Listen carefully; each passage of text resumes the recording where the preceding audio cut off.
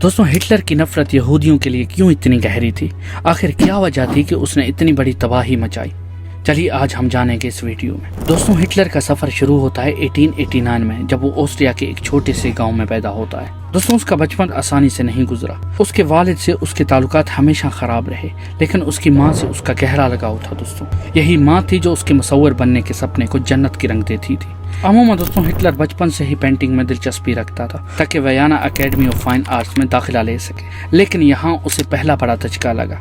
उसकी admission request मुस्तरद कर दी गई और सबसे दुख की बात यह थी दोस्तों कि उसके अगेंस्ट फैसला करने वाले प्रोफेसर ज्यादातर यहूदी थे। दोस्तों हिटलर का ये मानना था कि उन्होंने उसके टैलेंट को इसलिए नजरअंदाज किया कि वो उनके जैसा यहूदी नहीं था। दोस्तों जब हिटलर का सपना चकनाचूर हो गया, उसने वियना में अपनी पेंटिंग सड़क के किनारे बेचना शुरू कर दिया, लेकिन यहाँ भी उसका दुश्मन पीछा नहीं छोड़ते। दोस्तों कुछ यहूदी पेंटिंग डीलर्स उसकी पेंटिंग को सस्ते दामों में खरीद कर महंगी कीमत पर बेचने लगे।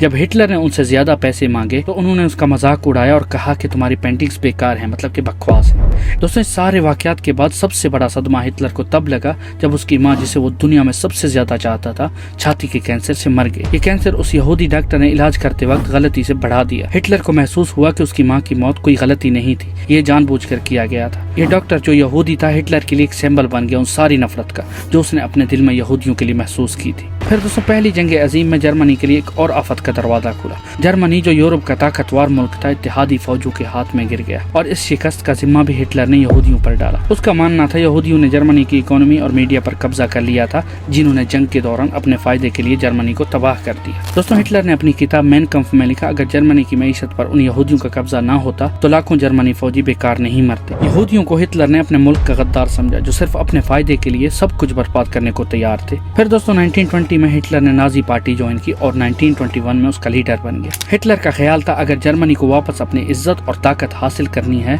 तो पहला कदम यहूदियों को इस मुल्क से निकालना होगा, और ये सोच ही थी जो आगे चलकर होलोकॉस्ट की सबब बनी, जिसमें मिलियंस ऑफ यहूदी मारकर सफाई हस्ती से मिटा दिए गए।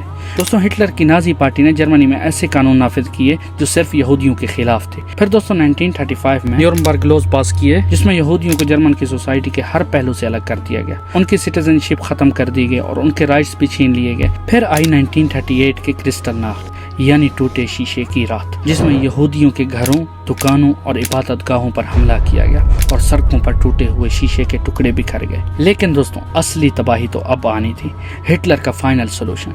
इस प्लान के जरिए हिटलर ने डिसाइड किया कि यहूदियों को सिर्फ जर्मनी से नहीं बल्कि दुनिया से मिटा देना चाहिए। इसके बाद मिलियंस ऑफ यहूदियों को गैस चैम्बर्स में डालकर कत्ल कर दिया गया। ये था होलोकॉस्ट, जिसमें सिर्फ यहूदी ही नहीं बल्कि और भी कई लोग हिटलर के गुस्सा का शिकार बने।